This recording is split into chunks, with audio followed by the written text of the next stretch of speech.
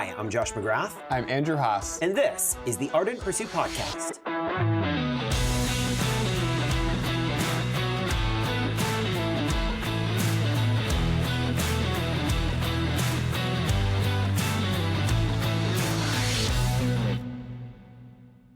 For so many men, there's a desire to be married. And what can easily happen is you just wait for your Hollywood chick flick moment where she shows up in your community, at your workplace, at the local bar, in your local church, and you lock eyes, the music begins to play in the background, a light breeze begins to fill the air, and you just know destiny has brought you together. But here's the reality. That's basically no one's story, and it's just fiction made for film. If you want to be married, you got to do something more than just sit around waiting, hoping that someday she shows up. You have a role and responsibility to go out, to find her, to get her. Proverbs says that he who finds a wife finds a good thing and obtains favor from the Lord. There's a process of searching and seeking out. And today, we're going to explore just that. So, Andrew, many men have a desire to be married, and oftentimes they don't have any prospects right in their community, and so they're uncertain of what to do next. And to add to that, with the Hallmark season still in the rearview mirror, we have fun storytelling with perfect coincidences that aren't helping at all. They make for great fun storytelling and good movies, but they don't actually help us in real life. I can appreciate that you want to have a compelling story that's natural and organic for how you met, how you fell in love, how you ended up married. And there's nothing wrong with that. But the question becomes, is it more important to have the story or to be married? I think that men need to begin to pursue marriage and less the story. If she shows up in your local church, you lock eyes, you fall in love, you start dating, and 3 weeks later you're married, that's a very interesting story. But if that's not how you get together, I think the important thing is that you end up in a healthy, godly marriage, not that your story is super unique and compelling. And it's good to remember that every marriage is going to be imperfect. And so the goal for a guy is not to find the person that is void of all problems. And so, a lot of guys will either do nothing, which we're going to talk about, or they will they'll keep on that lifelong pursuit to find someone who, for all intents and purposes, doesn't have any issues. So they'll keep kind of, passing by opportunities because the woman, might have some flaws like every human does. Exactly. In pursuit of the perfect while looking over, something great. Yes. So let's set the stage here. There are a lot of men out there who are part of a local church. They've got a job. They've prepared for a relationship. They want to be married. But based upon the people in their community, there's just no one they're interested in. And what can begin to happen is they can default to a posture of saying, well, I'll just pray and have faith and hope and expectation that God will bring a woman into my life, that she'll move to the area, will cross paths somehow magically. And so they wait with hope-filled expectation while not doing anything to pursue. And what begins to happen is the months begin to pass, the years begin to pass, and they're no closer to finding a wife than they were at the outset.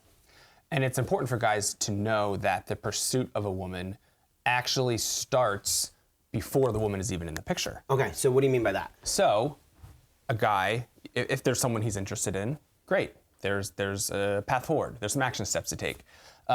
But before that, too many men just wait around.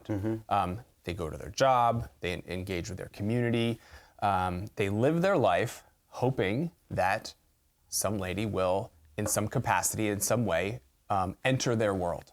And that does happen. And those are good stories, good success stories. That is not the norm, nor should it be the default assumption for the guy.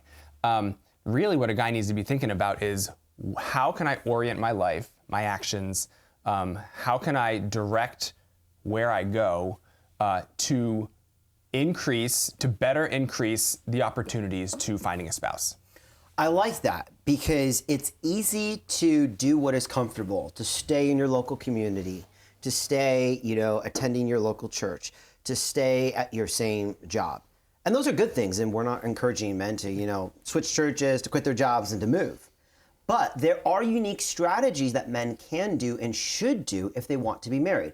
Because what is unhelpful for a man is to just sit at home in his community hoping that at some point a woman just shows up there that he can pursue. And by the way, if a woman did show up, there's no guarantee she's going to be interested in you and say yes to your overtures.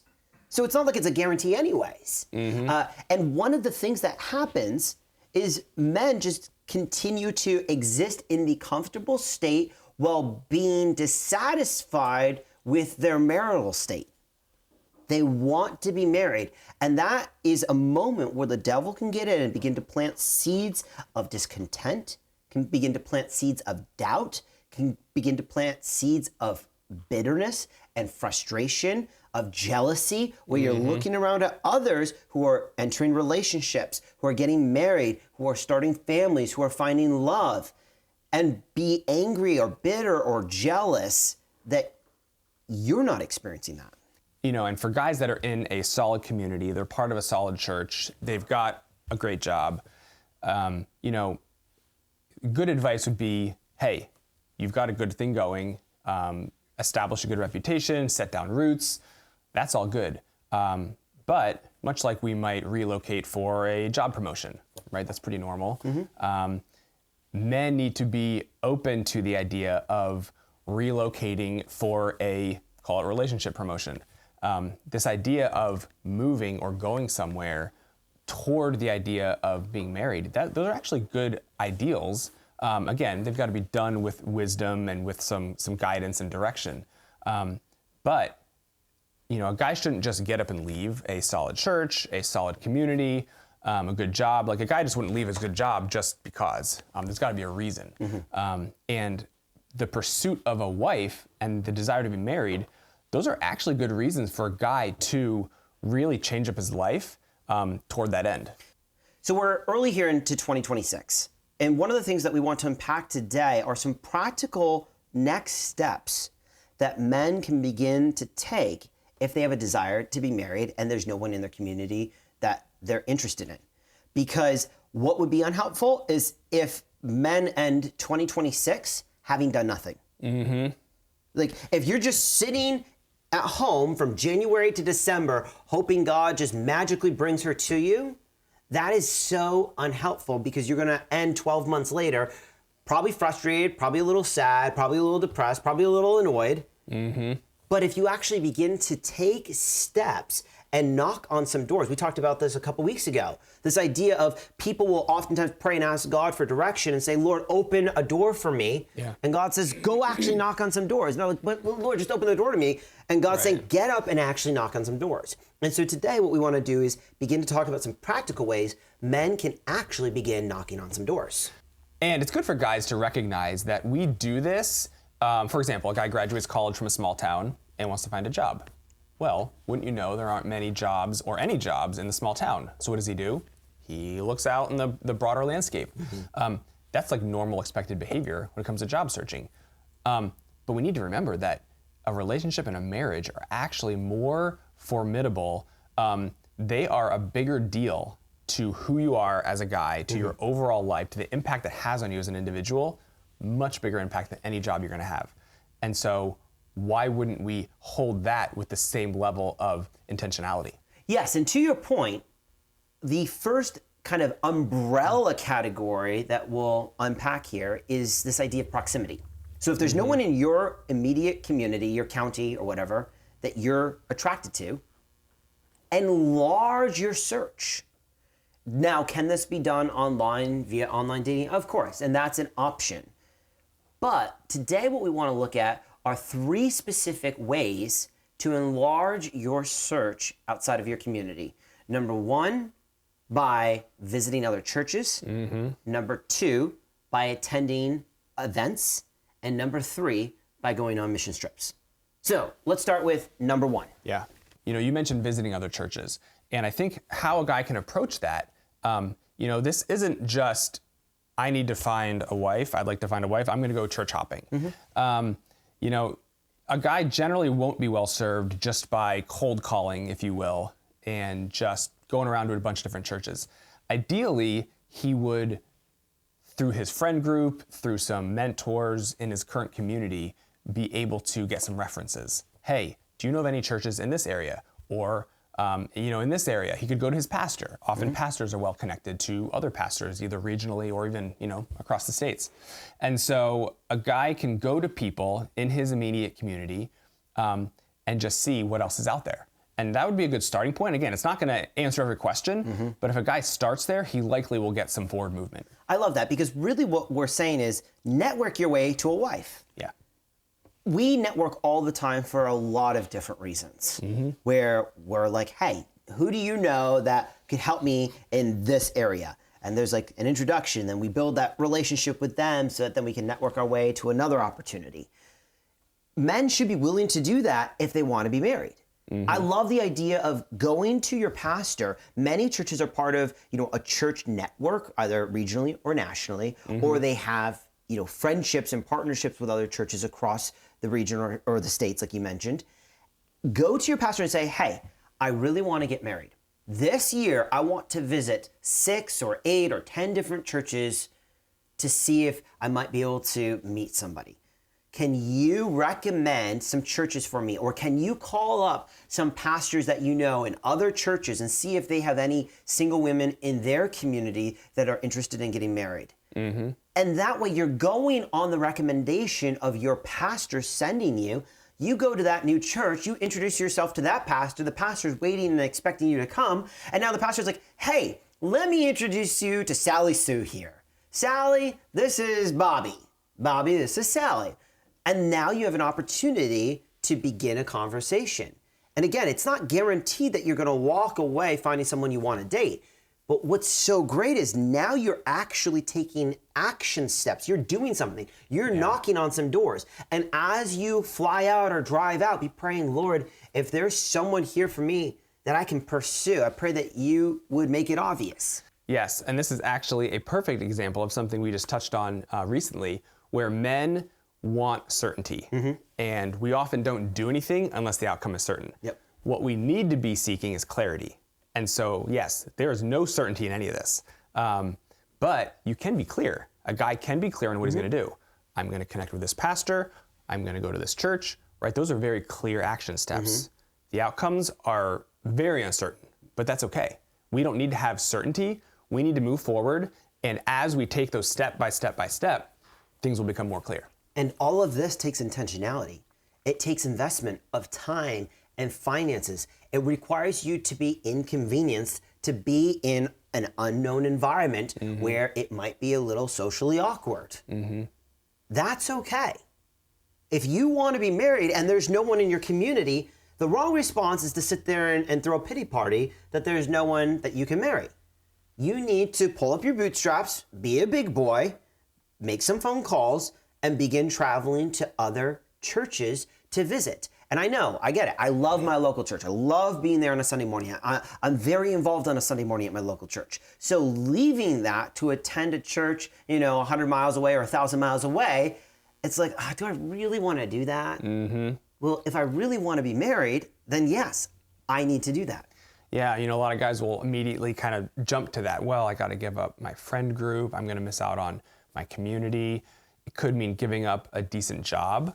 Now, I would be careful there. I wouldn't. Assuming they moved is what you're saying in this case, not visiting. Exactly. If a guy is going to be visiting, say, a church that's out of state, and if things start to materialize, that could mean giving up the job you have. Should he decide to move? Yep. It could mean not being in frequent contact with your friend group. Now, again, these won't happen immediately, but these are things that should be on a guy's radar, and these are decisions that he'll need to at least consider. So any man who wants to be married this year should make a plan to sit down with his pastor, with some mentors, even perhaps with some friends, and ask if there are any churches that they're aware of that would be good for them to go and visit. And what they might find is they visit 6, 8, 10 churches, and there's no opportunities. Could be. And you could look at that as a waste of time and a waste of money.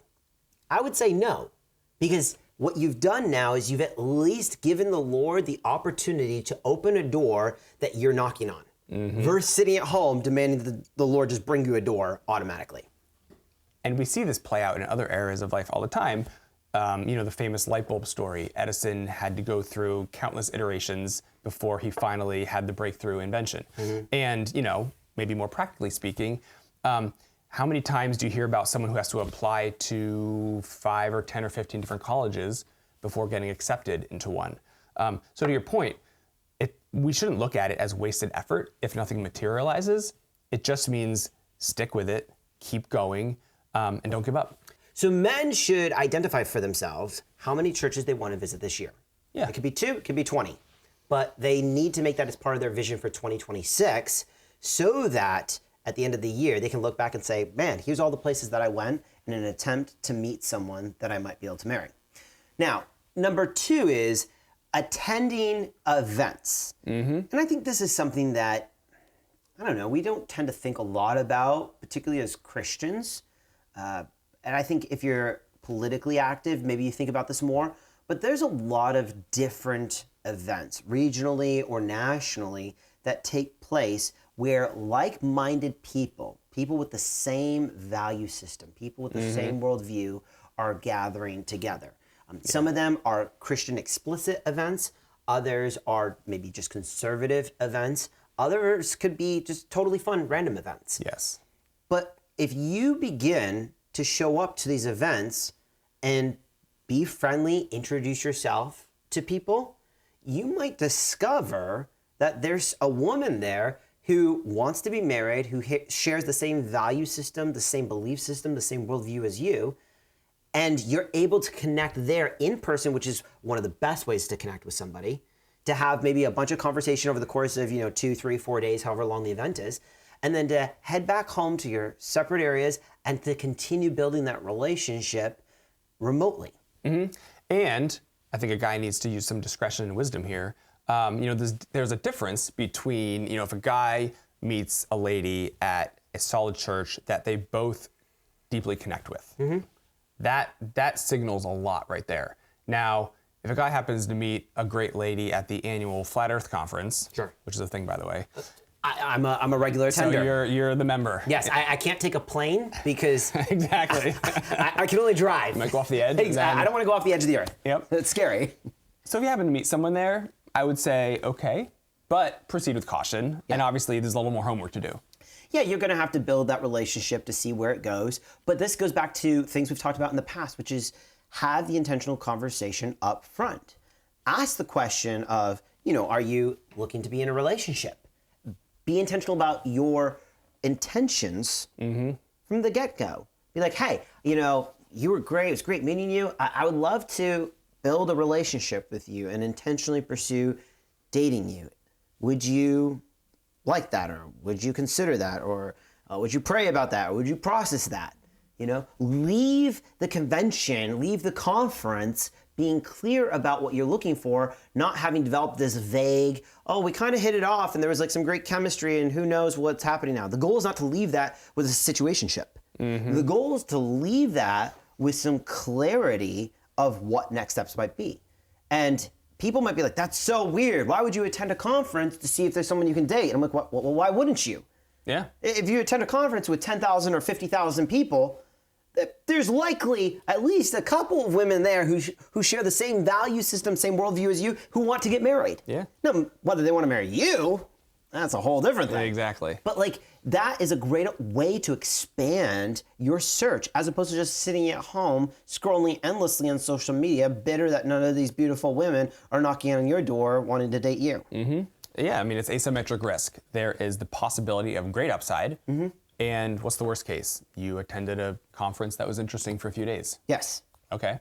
No harm there. And I know that certain conferences, maybe some more politically focused ones, some of the TPUSA conferences, they've started adopting certain speed dating, environments as part of them.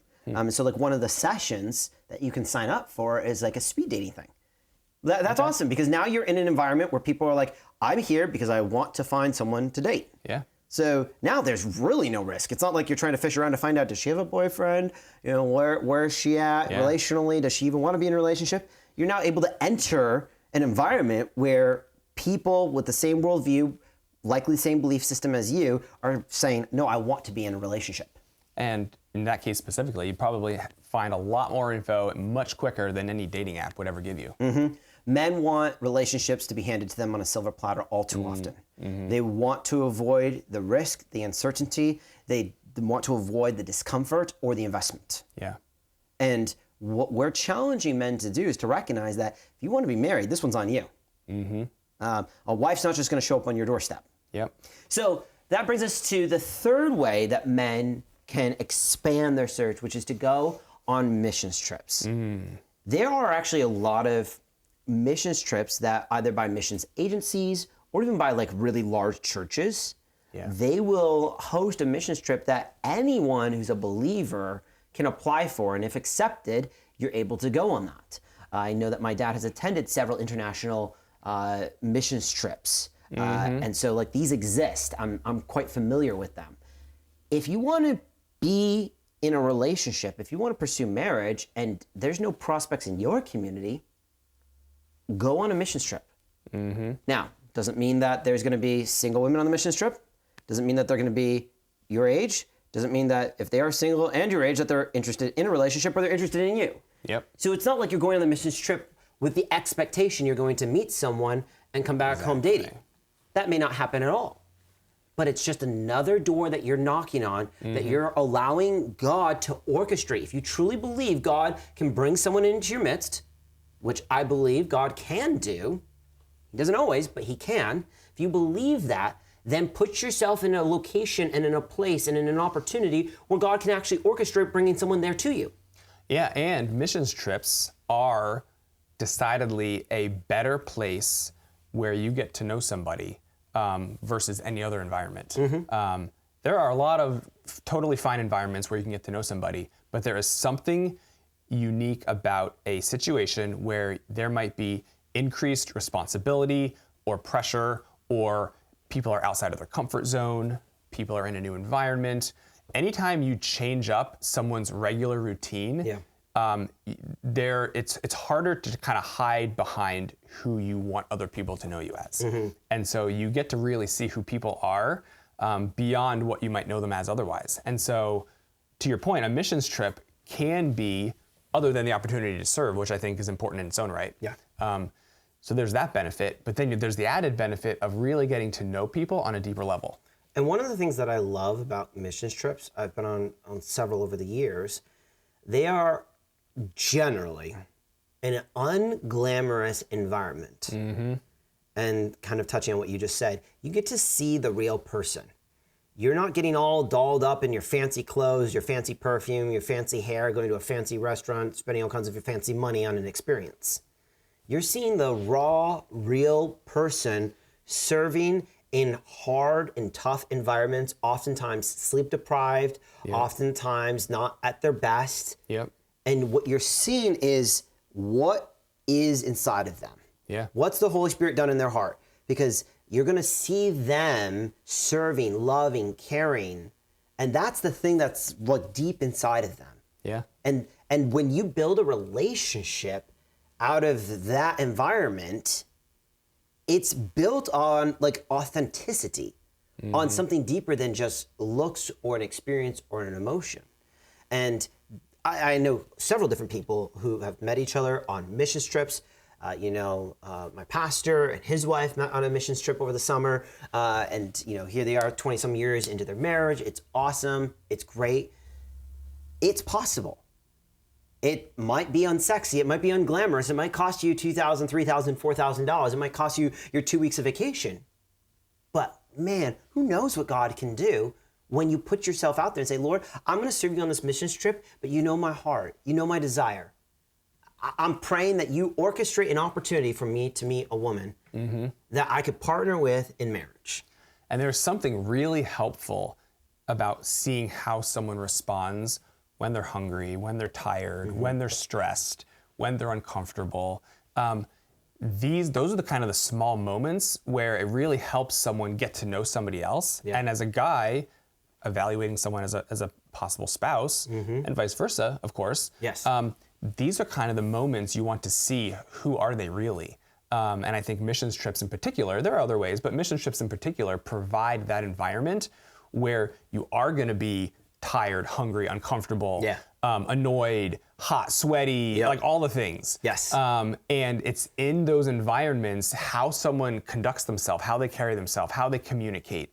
All of that matters, and that can just be, bring a lot of clarity. What I love about it is it's an accelerated environment where it would normally take you probably months or years to reach those similar conditions in a relationship that's formed organically back in America or back home. But when you're on the missions field, there are all of those different elements that you just articulated that are at play. And so suddenly you're seeing each other at very difficult moments and in really hard situations oftentimes.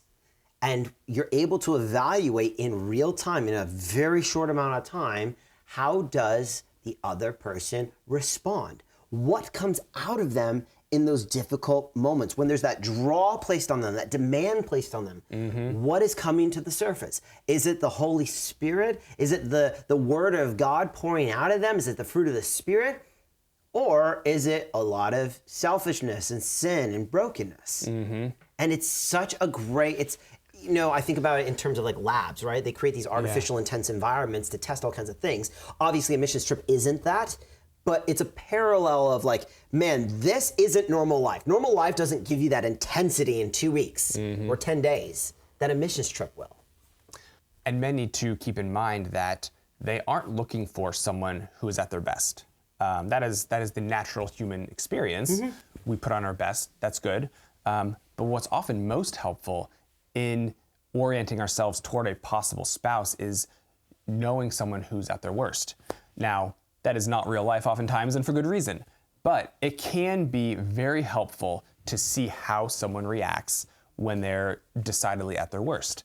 Because what a guy is really looking for is not just a sexual partner or not just someone who can hang out with him. You're really looking for compatibility. And we talked about this in a recent episode. You're not going to find compatibility. You're not going to discern compatibility when someone is at their best. When someone's life is kind of going well and things are more or less as they should be, good. But that does not reveal compatibility. So what a guy needs to pursue is, how can I figure out if we are compatible and which environments can I put myself in where that will come about? I love that. And I think what it really does is it undermines the devil's strategic plan to thwart men and women from getting married. So follow me for a second. We know that the institution of marriage is under attack. Why? Because it represents the relationship between Christ and the church. The devil hates anything that mirrors the Creator. And so he wants to see marriages fall apart and marriages not happen. We have a day and an age where people aren't getting married. We've unpacked some of those reasons for why people aren't getting married. There's a lot of them. But underneath all of this is a spiritual reality where the devil doesn't want to see, particularly Christians, getting married, having offspring, continuing the legacy of Jesus through their family. He does not want that. And so one of his tactics is to cause Christian, godly men who have a godly desire to be married to do nothing, to sit at home, to wait endlessly, and for the years to pass by. And every year that goes by is less time to have a family. It's less time to invest in children. And so maybe he can't completely thwart you from getting married altogether. So his next best tactic is to reduce your impact through your legacy. So maybe instead of being able to have 5 or 8 or 10 kids, he's setting it up where you're now only going to be able to have 1 or 2 kids. And while I don't believe that, everything that's happening culturally is a result of the devil, I think a lot of it's just a result of our own sin and failures. I do believe in the spiritual reality that marriage is under attack, that the devil does not want to see people get married, and that the devil wants to convince men that life is hopeless, or there's nothing they can do, or that they just have to wait and they just have to have faith and believe. And I would encourage men to stop repeating the same actions expecting a different outcome. We know that's the definition of insanity, but too many of us will just live life and repeat the same thing over and over, and for some reason we expect a different outcome. Yes. Men who want to be married have an opportunity to take a next step, to begin knocking on some doors. They just have to have the intentionality and the willingness to do that, as well as make the investment for those opportunities to become a reality. So, gentlemen, 2026, love, relationships, and marriage aren't going to happen because you wait around and God is going to deliver it like Santa Claus on Christmas Eve. It's going to happen because you take steps of faith. You take steps of obedience. You get out of the proverbial boat, so to speak, and say, Lord, I'm going to take a faith step on a new opportunity in a new location with new people in hopes that you are going to open the doors of opportunity for me to meet someone that I could pursue romantically and maybe even marry. It seems like a long shot, I'm sure, but it's a better shot than you just sitting at home waiting for a woman to appear on your doorstep. So make a plan, strategize, sit down with your pastor, sit down with your elders, sit down with other men and mentors in your life. Make a plan this year to not just sit around and wait, but to action and do. As always, we love having you here on the Ardent Pursuit podcast. We look forward to having you here next time.